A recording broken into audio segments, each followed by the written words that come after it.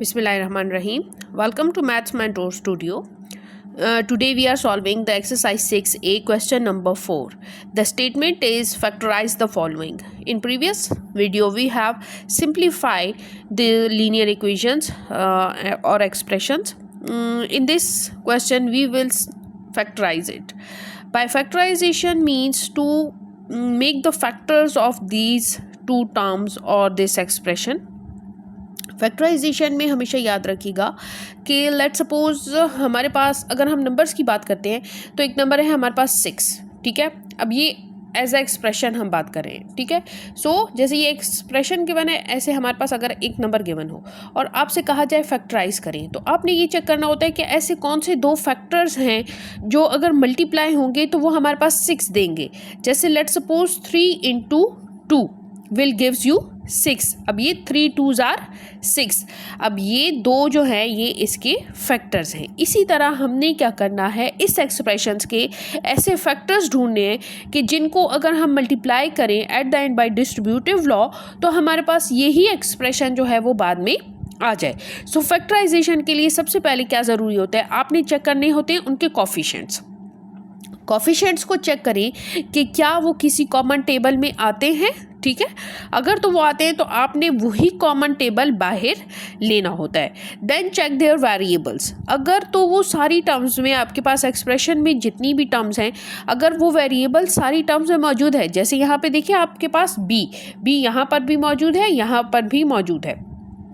y को देखें यहाँ पर है लेकिन यहाँ पर नहीं है। सो ये जो मौजूदगी हम चेक करें, इसका हम क्या करते हैं कि हम पहले चेक करते हैं कि कौन सा ऐसा कॉमन फैक्टर है, कौन सी ऐसा नंबर है जो जिसके टेबल में उसके टेबल में 27 भी आता है और 36 भी आता है। अब अगर चेक करें तो 3 के टेबल में आता है, ठीक है।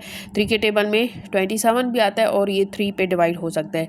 लेकिन अगर चेक करें कि कोई बड़ा नंबर है जिसके टेबल में ये आ सकता है, let's suppose 9। So 9 3s are 27 and 9 4s are 36। सो छोटे को इग्नोर क्या करें, बड़े नंबर पे किया करें ताकि आपके पास बड़े से बड़ा फैक्टर बन सके। अब हमने क्या करना है, हमने माइंड में देख लिया कि हमारे पास 27 जो है वो और 36 जो है वो कौन से टेबल में आता है, 9 में। मीन्स हमने यहाँ से 9 को कॉमन करना है, taking out as common. Then check the variables, b दोनों में मौजूद है, बी को भी हम बाहर रखेंगे। अब ये जो हमने कॉमन कर लिया, इसका मतलब क्या होता है, अब मैंने इस यहाँ से 9 को कॉमन कर लिया और b को मैंने कॉमन कर लिया, ठीक है। अब मैंने इस 9 का टेबल पढ़ना है कि कहाँ तक आएगा। 9 3s are 27। अब 9 यहाँ से बाहर आ गया, इस टर्म में से 9 बाहर आ गया।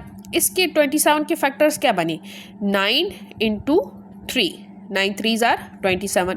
इसके फैक्टर्स क्या बने, 9 4s are 27, ठीक है। अब यहाँ 9 9 दोनों में क्या है, कॉमन है। वेरिएबल बी दोनों में कॉमन है।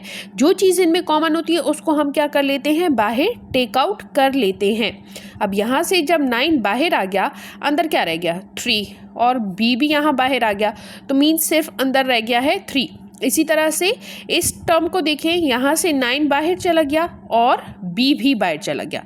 क्या रह जाएगा हमारे पास, 4 एंड y, माइनस यहाँ से आ जाएगा हमारे पास। सो 9b × 3 माइनस 4y।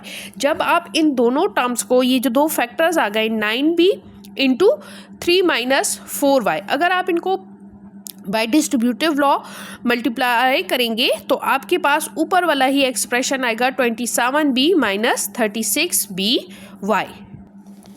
इसी तरह इस क्वेश्चन का पार्ट डी है हमारे पास 8ax + 12a - 4az। अगेन मैंने आपको कहा ऐसा नंबर माइंड में लाएं जिनमें जो इन सब का कॉमन फैक्टर हो, 8 का, 12 का एंड 4 का, ठीक है। तो चेक करें, आपको अगर टेबल्स अच्छे से आते होंगे तो आपको पता होगा कि 4 के टेबल में 4 भी आता है, 12 भी आता है और 8 भी आता है, ठीक है। सो 4 2s are 8, 4 3s are 12 and 4 1s are 4। अब हम इसमें से क्या कॉमन कर सकते हैं, हम इसमें से 4 को कॉमन कर सकते हैं। सो मैंने 4 कॉमन कर लिया, ठीक है। एज अ नंबर कॉफिशिएंट में से मैंने क्या कॉमन कर लिया, 4 कॉमन कर लिया। अब वेरिएबल्स चेक करें, यहाँ पे a मौजूद है, a है। सो मीन्स हम इसमें से a को भी कॉमन कर सकते हैं। x यहाँ पे है सिर्फ, बाकी 2 में नहीं है। z यहाँ पे है सिर्फ, बाकी 2 में नहीं है। सो ऐसा कोई भी वेरिएबल हम बाहर कॉमन नहीं कर सकते। सो हमने क्या किया, 4a को कॉमन कर दिया। अब इस टर्म में से देखिए 4 बाहर आ गया, ए भी बाहर आ गया, अंदर क्या रह गया मेरे पास, जस्ट 2, ठीक है, और वेरिएबल x।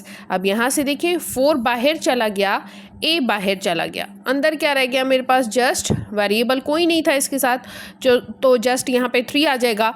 देन यहाँ पे 4 था, 4 पूरा बाहर चला गया, यहाँ पे a चला गया बाहर, तो अंदर क्या रह जाएगा, जस्ट -z। सो हमारे जो 2 फैक्टर्स बन जाएंगे वो होंगे 4a into 2x minus z plus 3। Hope आपको समझ आ रही होगी। नेक्स्ट है आपके पास 4m minus 6my minus 18mz।